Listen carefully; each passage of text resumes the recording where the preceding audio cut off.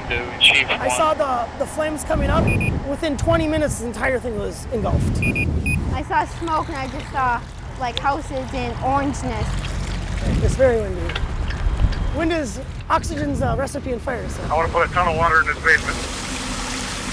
Once he saw the flames, he hopped on his bike and came up here and called me right away and said, "Mom, our house is on fire." I came up here and I parked it over there. And I came up running and watched the house burn down. That was your house?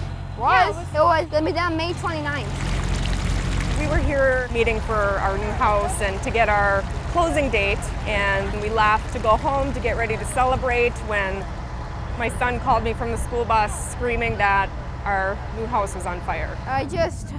So we're really looking forward to this. Had a closing date of May 29th as of a couple hours ago, and now who knows when. We're going to have you hit the house from the deck directly. Sad, you know. Obviously brand new homes, it's always sad, but it's just heartbreaking. You know, here they got a couple dogs in there too. My heart breaks for what would have been our neighbors in a few months, and we're just devastated.